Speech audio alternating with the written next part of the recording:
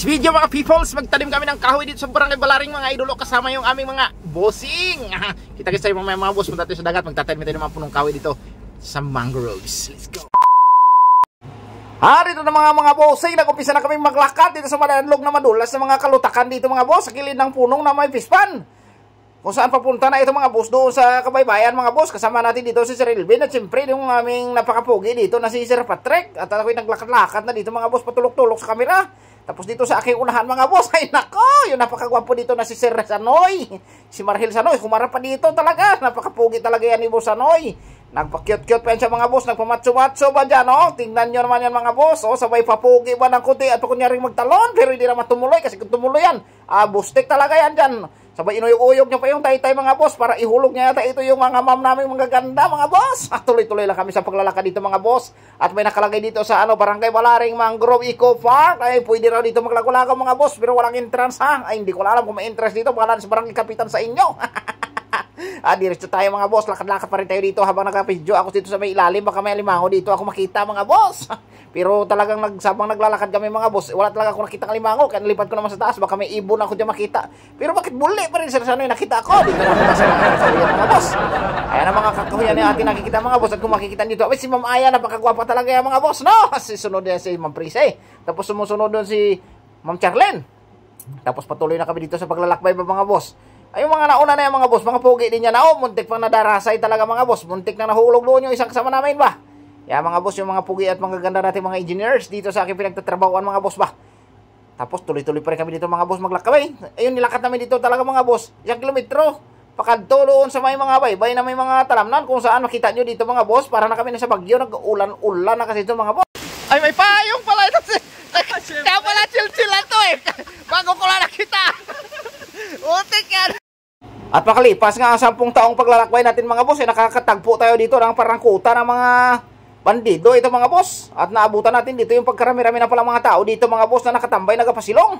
At makalipas lang ang 10 buwan na naman mga boss, ito na, naglakbay na naman kami, nagpakyut pa dito yung mga engineer natin mga poging kasama. At ito, nagsilpi na nga ito si Sermon at yung kanyang kaibigan mga boss. Pero huwag kayo maingay dyan mga boss ha, kasi nandito yung ating kasama na limitary, nakamilitary pa yan ang sulpilo mga boss.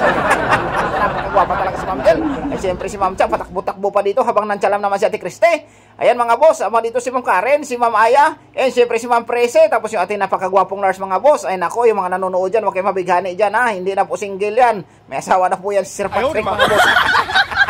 Pagkabot namin dito mga boss, dito naman sa Red Sea mga boss, sa Red Sea pala, ay nandito na pala yung mga Hudiyo dito, nagtanim na ng mga balinghoy. Este ng mga kahoy pala dito na ito yung aming itatanom. So ginabuho-buhuan na nila dito yung lutak mga boss, habang pre-preparar nila kay kami man yung maglagay ng kahoy dyan sa mga buho-buho man na yan na ginabutang nila. Dito nagtumpok-tumpok na kami dito mga boss, nagplano ng mga gagawin.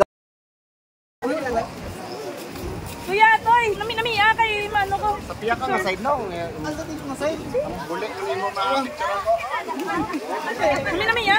Today, nagsagawa kami ng trip planting activity dito sa Barangay Balaring kasama ng mga residente dito. And siyempre, yung aming kumpanya, hindi na lang namin babanggitin kung ano yun. Ito ay pagpapakita ng suporta sa ating environment. So, tatanim tayo ng mga ilang puno dito na kasama yung ating mga kababayan.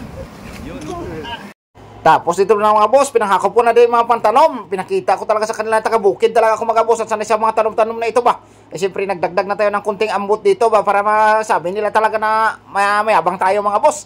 Ay dito na, pinangtanom ko na dito mga boss. Sinakop ko na yung mga kasama ko dito na para hindi na sila maputikan. Ako na lang nagpalutak-lutak dito mga boss.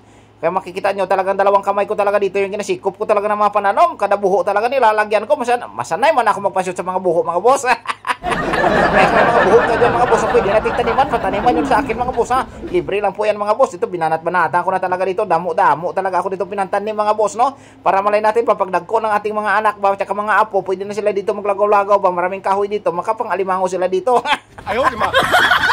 Pero wala siguro kalimango yan dyan mga boss, kasi puro mga yan dyan yung mga nakalagay dyan sa area na yan eh. Nakita ko kanina puro mga plastic bottle yan dyan. Sana yung mga nagapunta dyan, kung magkaon kayo dyan tapos magdala ng mga plastic bottle, isuputin ninyo, ipunin ninyo para hindi maglapta dyan sa ating karagatan. Kasi tingnan nyo, puro lutak na yung ating karagatan, marami mga sura. Yung pinanghaboy na ni madam yung mga similya dyan mga boss sa mga pantanom. Talagang binakbakan ko na dito mga boss para mabilis. At syempre makapagmirinda na tayo pagkatapos natin magtanom. pagka-after natin ng pagkatapos, ay may merinda talaga na mga pods. Kaya talagang bakbakan na natin ito para dasig-dasig lang mga boss ba. Ayun guys, tapos na kami magtanim. So pauwi na kami ngayon. Pabalik na kami doon sa area kung saan kami pumunta. Kanina huminto. Yung mga kasama ko nandyan sa likod at saka nandun sa harap. So thank you very much sa lahat ng mga taga Barangay Balaring na nakisama sa amin dito sa aming pagtatanim dito sa kanilang mangroves, no?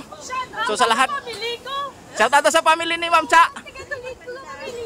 Yeah. And syempre, maraming salamat. Ingatan po natin yung ating kalikasan. So thank you very much sa lahat ng mga viewers natin. A few moments later. So pabalik na tayo mga boss. Dito naman tayo sa Taytay. Bilisan na natin para madasig tayo makarating. Tapos ay hindi inaasahang pagkakataon mga boss. Mario Joseph, may nabidyoan ako dito sa likod na aywan ko ba kung makita ko to daw maging kriminal ako. Ay, tikal pa dito yung amigo natin dito na si Lani. Dito para sa Sos Mario Joseph, nasa likod pala natin siya. Tapos dito naman kami mga boss. Ay, ito na yung tinatawag talaga na final destination talaga. Nandito yung merinda nakatumpok. Siyempre pagkatapos ng pagkakapoy-kapoy natin ng mga boss tanom-tanom, kauna na mga boss. Yun, magkabalbal na si Ma'am Cha. Kung makita nyo dito kami sa, I thank you Lord, sa successful na aming tree planting. Ayan, sana nag-enjoy ang lahat. Bye-bye!